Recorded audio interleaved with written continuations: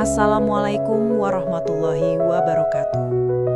Semoga kisah ini menjadi pelajaran bagi kita semua, agar tidak sombong dan tidak menggunakan harta untuk menindas atau merugikan orang lain.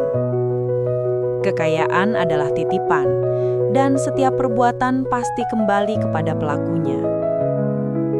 Pria kaya yang angkuh. Rendra dikenal sebagai salah satu pengusaha terkaya di kotanya. Setiap masalah yang menghampirinya selalu diselesaikan dengan cara yang sama, uang. Baginya, uang adalah kekuatan tertinggi. Tak ada yang tak bisa dibeli, begitu pikirnya. Ketika ada karyawan yang protes soal jam kerja, ia segera menyodorkan kompensasi agar mereka diam. Saat izin pembangunan villa mewahnya terhambat karena protes warga, Rendra membungkam semuanya dengan tumpukan uang tunai. Orang-orang menghormatinya, bukan karena kebaikannya, tetapi karena takut dan tergiur oleh harta yang ia hamburkan. Namun semakin ia kaya, semakin kosong pula hidupnya. Ia mulai terbiasa melihat dunia sebagai transaksi. Bahkan saat istrinya sakit, ia hanya mengandalkan dokter paling mahal tanpa pernah hadir mendampingi. Ia percaya selama ia punya uang, ia aman. Ia merasa hidupnya tak akan pernah diguncang. Namun, ia tak tahu bahwa kesombongannya sedang menumpuk, menunggu waktu untuk kembali kepadanya seperti badai besar. Dan ketika badai itu datang, tak ada uang yang cukup untuk membelinya. Villa angker yang dipaksakan. Rendra memutuskan membangun villa terbesar di lereng bukit yang dianggap keramat oleh warga desa. Warga memperingatkan berkali-kali bahwa tempat itu sering menelan korban dan menyimpan kisah kelam. Namun Rendra tak percaya hal mistis. Ia menganggap semua itu hanya tahayul warga desa. Saat warga menolak penebangan pohon-pohon besar, Rendra langsung memberikan amplop tebal. Protes pun lenyap bukan karena setuju, tetapi karena tak kuasa menolak uangnya. Pembangunan villa berlangsung cepat, namun sejak hari pertama, hal-hal aneh mulai terjadi. Para pekerja sering jatuh sakit, peralatan berat tiba-tiba rusak, dan suara rintihan terdengar setiap malam. Rendra tak peduli, ia hanya menambah bayaran pekerja agar mereka tetap bekerja meski ketakutan. Malam itu, mandor proyek melapor bahwa ada bayangan hitam besar di antara pepohonan, bergerak mengikuti para pekerja. Rendra malah mentertawakan laporan itu sambil mengeluarkan segepok uang. Uang bisa menyelesaikan semuanya, katanya. Padahal, ia sedang membangunkan sesuatu yang seharusnya tak pernah diganggu. Azab pertama. Setelah villa selesai, Rendra mengadakan pesta besar. Musik keras menggema di seluruh bukit. Para tamu kaya berdatangan dengan mobil mewah.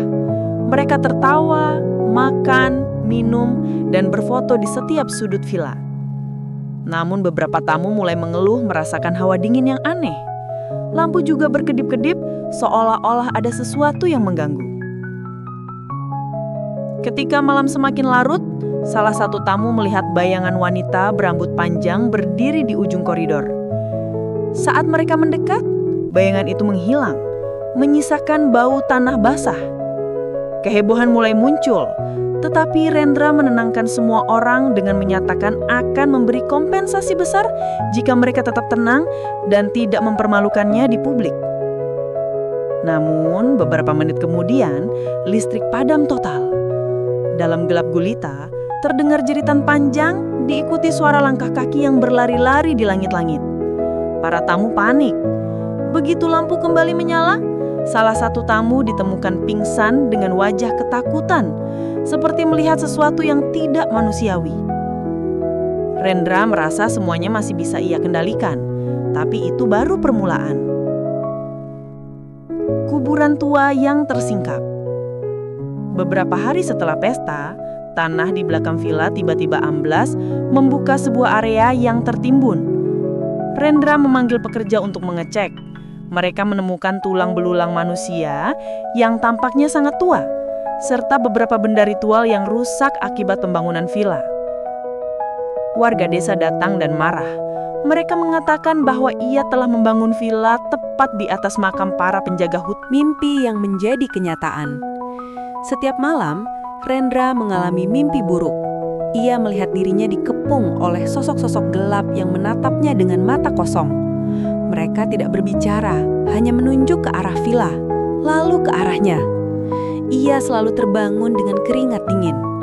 Suatu malam, mimpi itu berubah menjadi lebih jelas. Ia melihat seorang wanita berpakaian lusuh, menggendong bayi, dan berjalan mendekatinya. Wajahnya hancur seperti digoras benda tajam. Ia mengulurkan tangan sambil berkata, "Kau telah mengusir kami dari rumah kami." Rendra terbangun dengan teriakan. Namun ketika ia berdiri, ia melihat jejak tanah basah di lantai kamarnya, seolah seseorang baru saja berjalan masuk dari jendela.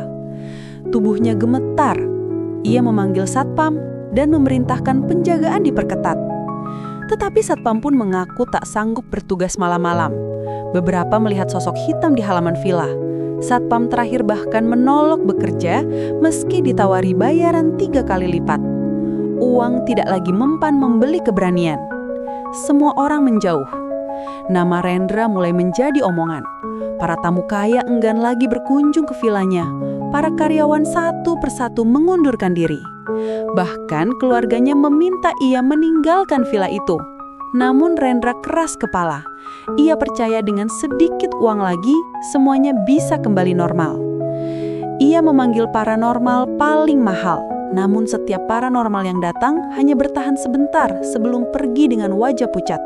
Mereka hanya berkata, "Yang kau bangunkan bukan satu, tapi banyak," dan mereka marah. Pada suatu malam, istrinya memutuskan membawa anak-anak pergi karena takut terjadi sesuatu. Rendra mencoba menahan mereka dengan uang. Tetapi istrinya berkata pelan, "Kita butuh suami, bukan mesin uang."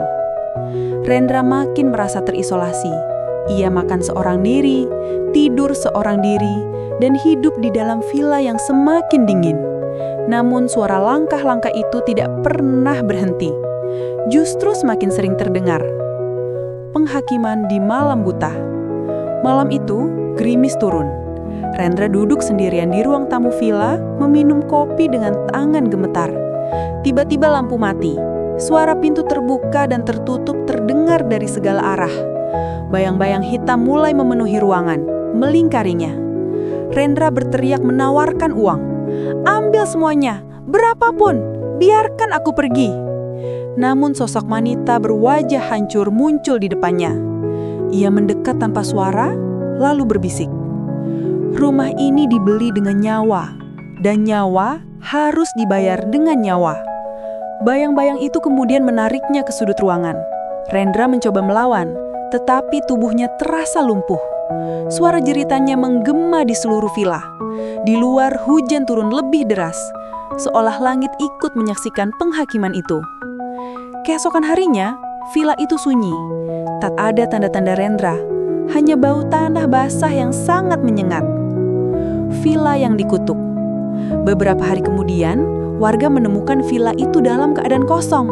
Semua lampu menyala, namun tidak ada siapapun. Di ruang tamu, mereka menemukan tumpukan uang yang berserakan, seperti dibuang tanpa arti. Namun jejak tanah basah, penuh langkah kaki, terlihat mengarah ke dalam hutan, lalu menghilang begitu saja. Warga percaya roh-roh penjaga telah mengambil apa yang menjadi hak mereka. Villa itu akhirnya ditinggalkan, dan menjadi bangunan terkutuk. Tidak ada yang berani masuk. Setiap malam, masih terdengar suara langkah kaki dan bisikan samar. Uang tidak bisa membeli segalanya. Kisah Rendra menjadi pelajaran bagi seluruh kota. Kekayaan bukanlah alasan untuk merusak, meremehkan, atau menggusur sesama. Karena ketika keadilan alam turun, tak ada satupun manusia, bahkan yang paling kaya sekalipun, yang bisa membeli keselamatan. Semoga kisah ini menjadi renungan bagi kita semua. Temani rasa yang sederhana kau genggam